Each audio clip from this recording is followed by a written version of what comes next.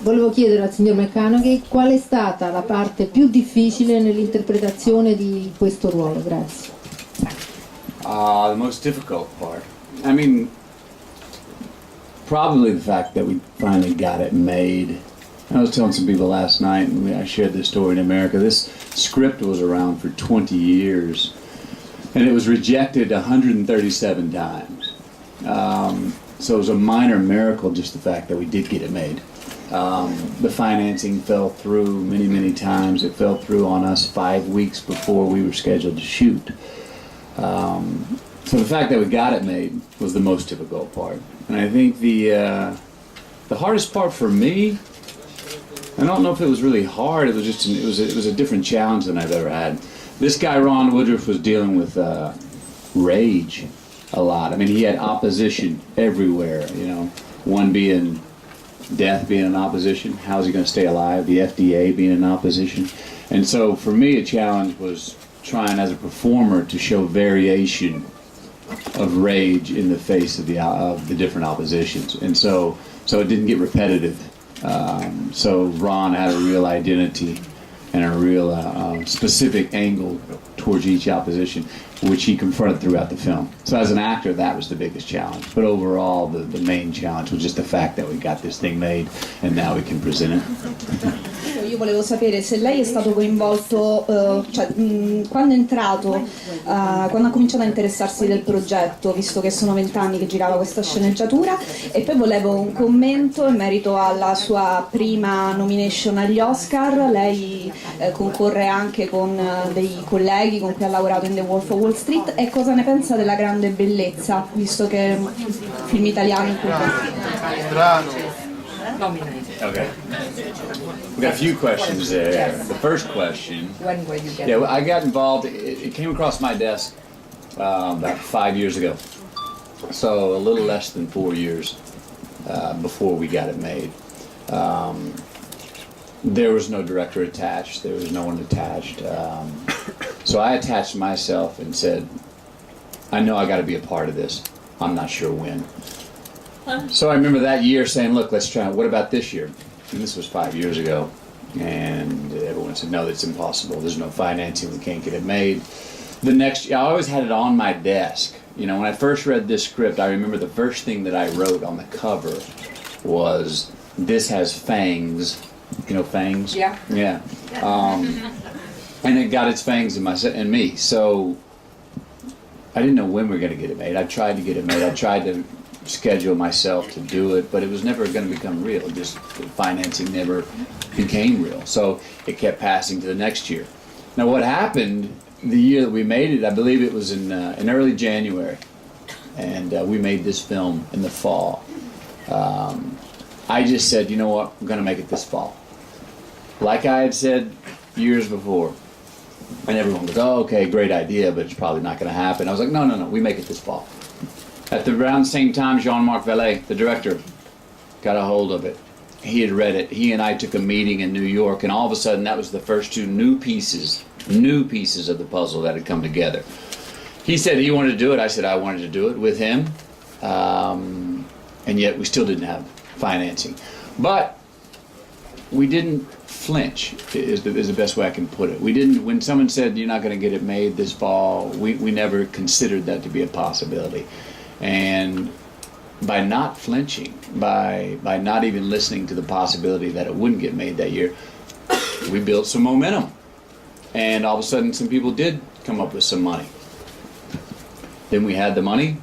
We thought we had the money. It was not real money. It fell through. And 5 weeks out before shooting, we still didn't have the money. But again, we did not flinch.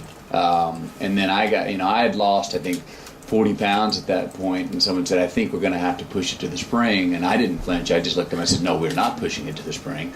We're doing it this fall. And that money fell through. Somebody else came up with some money. We cashed the rest of the thing. And it was really like the money was just right behind us. It was never really in front of us. It was right behind us the entire time as soon as we started making it. So that's where my involvement came in. What was the second question? I'll tell you later. Okay. Yeah, I went and got to work on Wolf of Wall Street. I only worked for 5 days. So Jonah, Hill was nominated, and Leonardo was nominated. And Leonardo's been nominated many times. Why is that funny? Che c'è da ridere? Allora io non è che ho fatto Wolf of Wall Street, perché io ho lavorato 5 giorni, quindi è stato nominato Hill, è stato candidato Hill, è stato candidato Leonardo, che di dittature ne ha avute tante. Can I'll tell you a little story. I find out that Martin Scorsese wants to meet me about offering me a role in The Wolf of Wall Street. I went to film school at my university in 1992, and I was studying Martin Scorsese's films, right? So all of a sudden we cut to, 20 years later, and it hit me as I was going to his house to go meet him. I was like, this is the guy that you studied in film school, and you're going to meet this director for this role. And then as we arrived at his apartment, I started to get out of the car, and I stopped, and I go, no, wait a minute. Someone's driving you to go meet this director. So it added a little extra kick in my step. I went in and met Marty. The first thing I noticed about Mr. Scorsese is how much film knowledge he had, film history, and two, how much he loved funny. It was so nice to see how much he liked funny. And so the part, as you saw, it was one really high-powered sort of a lightning rod scene, and I went off and did my own research and wrote some things and had some different improvisations written down. And when I went and just tried them out, Martin was all for it. He was for more of it. And I think, after about the first 5 takes, he and I didn't even really speak English to each other. We were doing sounds, and he loved all the. We really didn't speak English. It was great. We spoke very much on musical terms, and I remember that we shot that scene that morning, and yeah, that was a lot of fun.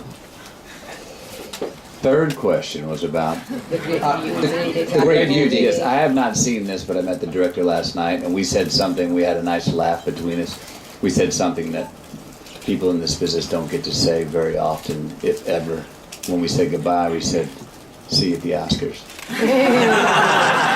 E lei è partito molto forte potenzialmente, poi ha fatto vari film, ma solo nell'ultimo periodo ha anellato una serie di ruoli che sono quasi memorabili, penso a questo, Killer Joe, Wolf. Cosa è cambiato negli ultimi tempi? È una questione di scelte, una questione di offerta, oppure una sua maturazione? Grazie. Oppure una sua is a question of choices, it's a question of what is being offered, or is it your own maturation? I would say a combination of the three. Look, I've been asked this question many times. It's a very good question, and I've tried to think of what the answers are myself. I do remember a time about 4 years ago where I woke up one day and said, you know what, my career in film is going well. I'm enjoying myself. I like my job, but I want to find something more. I want to recalibrate my relationship with my career. The adventures in my own life seemed maybe a little more vital and a little more exciting than my adventures and experiences in my career, which I'm happy to say, if it had to be one or the other, I'd rather have a more adventurous life than an adventurous job. But I wanted to shake things up with my career. I felt like the scripts that I was seeing at that time, I felt like I could do them, or do a version of them, tomorrow. And there was nothing wrong with that, but I said, you know what, I want to read something and have an experience where I look at it and I go, I don't know what I'm going to do with that. I don't know how I'm going to prepare for that. This role scares me. This role, shakes my floor. So I said no to a lot of the things that I was being offered. Action comedies, romantic comedies. And my wife and I, my agent, got together and said, you know what, it's probably going to get dry. I'm not going to get any offers whatsoever for a while, and I don't know how long that's going to be. Thankfully, I had enough money in my bank account that I knew I could pay the rent. I knew I could put food on the table. And I said, let's take some time off. Another good fortune is I had my first son coming into the world. So that was a great thing for me as a new father to be able to do with all this time I had, because it did get dry. I didn't get offered anything for about a year. Now, in that time where I got offered nothing, first it was saying no to what I was doing before. And after sort of everyone got the message I didn't want to do what I was doing before. Then there was nothing. And then the best I can read it is, this way life works, is I became a good idea, a new fresh idea to some directors. William Friedkin calls about Killer Joe. Steven Soderbergh calls about A Magic Mike. So I became a new and good idea because of where I was not. So there was a bit of, I'd say, not rebranding, but unbranding. You know, there was a time I found some anonymity, and I went into the shadows, and that's what happened. And it was, for me, that's really what I did. I also, as I said, I'm in my 40s now. Something happens to a man, not just me, and not just in this career. Man finds a certain new identity in their 40s. You know, we just do. That's part of the maturation. Second thing is family. I've said this before, I said it last night, but the more secure a man is at home, the further and higher he can fly outside of it. So there are many components to it. I also shut down my production company, I shut down my music company, and I said I want to be an actor for hire. Ha ricevuto molti no. Cos'è in particolare che spaventava i produttori di questa storia? Perché pensavano che questo film non potesse piacere? Come erano motivati questi no? E poi una curiosità. Perdere 20 kg non è un'impresa da poco, rimanendo in salute e dovendo poi affrontare un ruolo così impegnativo che richiede energia, insomma. Come ha fatto? Grazie e in bocca al lupo. Grazie. 47, yeah. So 47 pounds, quindi 23 kg circa, più o meno 3 kg. So it was rejected 137 times. I mean, there's a few things. You know, anyone that's going to invest in a movie, especially a studio, wants to say, hey, you know, I want to make good art, but I also would like to make my money back. And when you read the one-liner and it says, period piece, HIV drama, homophobic hero, those are three things that make you say, I'm not going to make any money on that. And on the weight loss part and the energy. Look, the weight loss, that was a very militant thing for me. I got with a doctor and we figured out exactly how many pounds I needed to lose and how. I gave myself 4 months to do it. So I was losing about 3.5 pounds a week. And that was just militant. I had certain meals. I became a hermit. I just stayed inside. I didn't go out and socialize. I didn't go out and meet someone at the restaurant. I just stayed inside and surrounded myself with everything Ron Woodruff and everything Dallas Buyers Club. And I just started losing weight. The interesting thing that I learned about it was as much power and leverage that I lost from the neck down, I gained from the neck up. I was clinically aware. I mean, my mind, I needed 3 hours less sleep a night. I got up at 4 a.m. every morning, no matter what time I went to bed. So my energy from the neck up was astounding to me. It was more than I've ever had. And that's where Ron Woodruff was coming from. His body was getting weaker and weaker, but from the neck up, he was thriving to survive. I also had a friend who was cancer was getting the best of him at this time. And I saw the same thing from him. His body was withering away, but from the neck up, he was just like a starving baby bird in a nest. So, you know, they say if you lose one sense, if you lose your hearing, your sense of smell and eyesight rise. If you lose one sense, the others compensate. The same thing happened for me as the energy that I lost and power that I lost from the neck down. It sublimated to the neck up. Volevo chiederle, per questa sua nuova vita di attore, qual è stato secondo lei il ruolo cruciale, quello che per lei è stato rivelatore delle sue possibilità e anche per il mondo di Hollywood? E poi anche per il mondo di Hollywood, diciamo, e poi adesso come riparte? Qual è il suo futuro? Magari adesso ambisce di nuovo al nuovo James Bond? Grazie. Probably thinking of or aspiring to make a new James Bond. So what was the crucial role for me Which, personally showed and you- with Hollywood?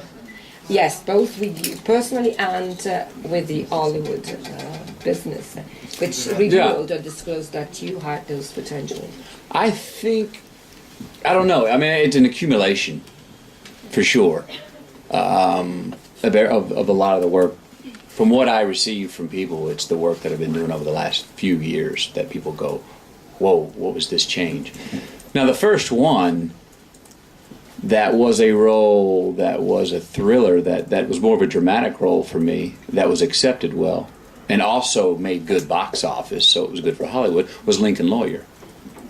That was the first thing, and what that did, as far as I can tell, is it reminded people, they went back and they go, oh yeah, I remember him in A Time to Kill. It harked back for a little bit for people.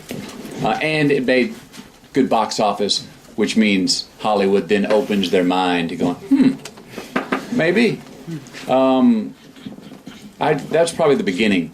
No, that was 12 films ago, probably. And as far as I don't know anything about the next James Bond. I do like James Bond though, but I don't know anything about that. As far as my approach, I'm not. None of this time for me now, and even a Dallas Buyers Club at this time, it's in no way resolution.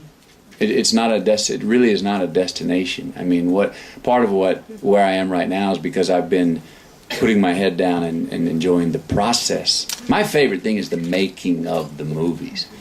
I like the making of the movies more than I like the watching of the movies.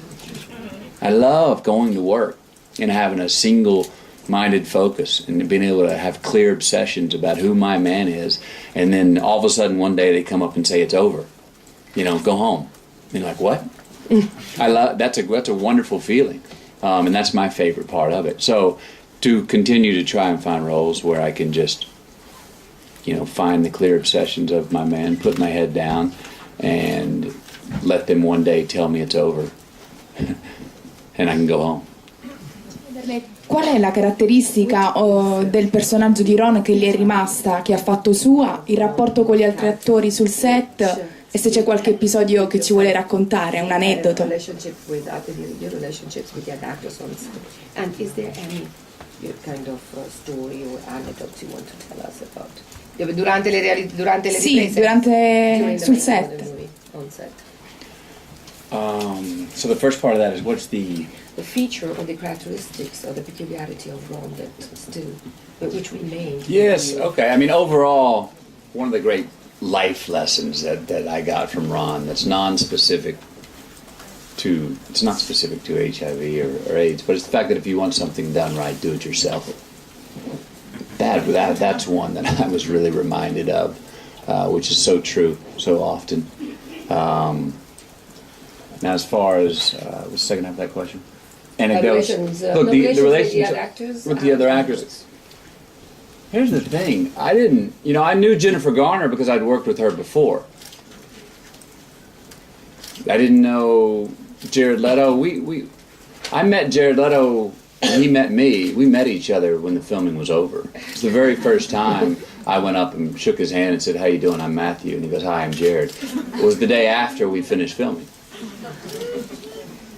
And that made it, some people go, oh, that's odd, or oh, that's eccentric, or oh, that's so method, or all these words used. It was so simple. Number one, we didn't have time to chit-chat. Number two, we weren't interested in talking to each other personally. I met Rayon each day. He met Ron Woodruff each day. We were not interested in going and having a glass of wine on the weekend. We were not interested in saying, how was your week? Number one, we didn't want to. Number two, we didn't have time, and we just were not interested. So when you have that sort of circumstance on a set, that's the bubble that's so fun to live in as actors and people creating and telling a story. There was no time to go. You didn't finish a scene and go back to your trailer. I don't even know if we had a trailer. You didn't go finish a scene and go sit down for a 15-minute setup. There was no time for a 15-minute setup. We came to work, and like I said, for the 25 days that we made it, we were all looking at it from the inside out. We were never voyeurs on what we were telling. There was no time to be a voyeur, nor did we want to be. Giorno.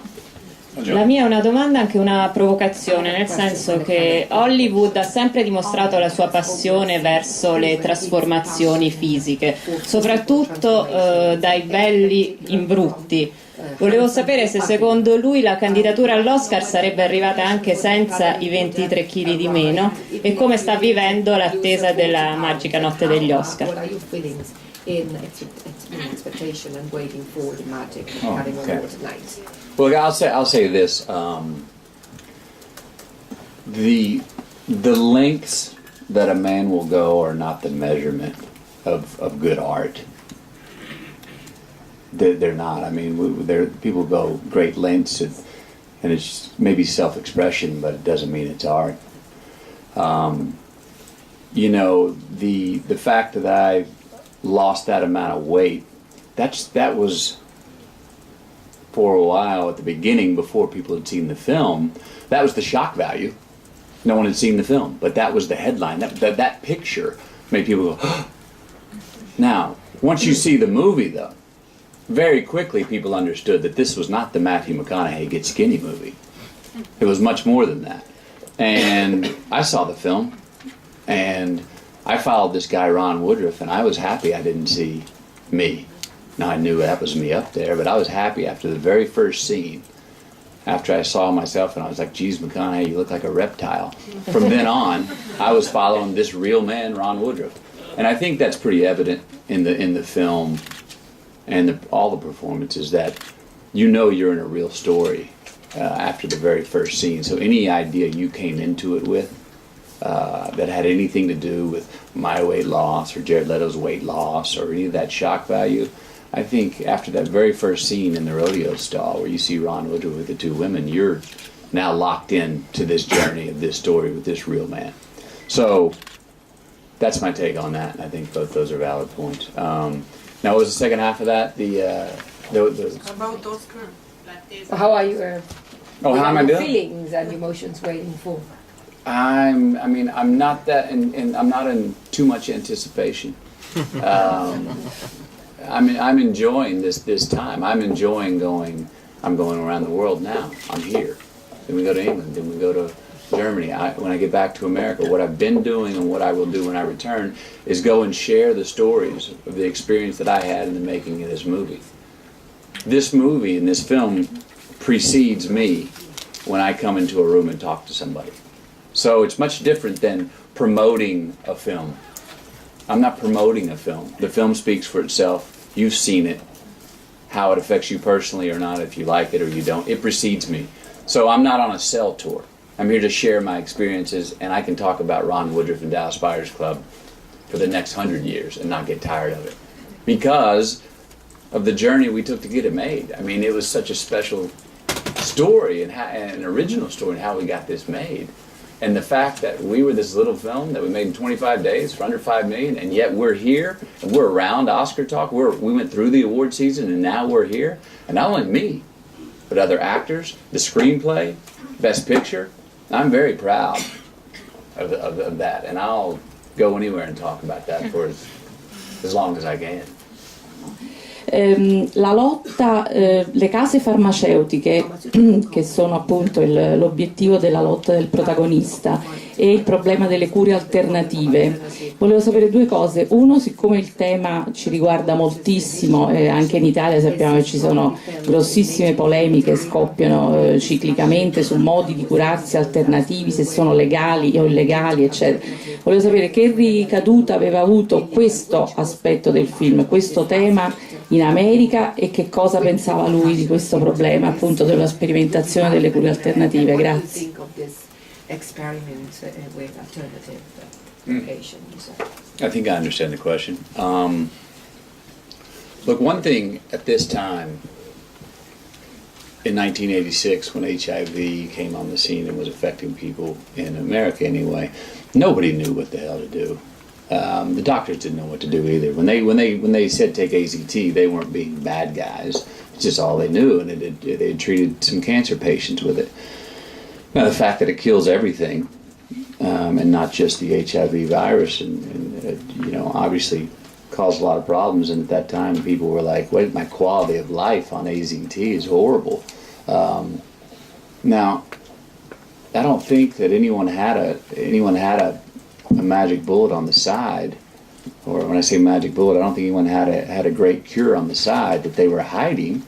I just think they didn't know what the hell to do with it, and they said, "Here's this demographic that has HIV. Let's just keep them on the side until we figure something out." And the fact that figuring out a cure for HIV was not at the top of the list in the special interest groups of saying, "Hey, we need to find a cure."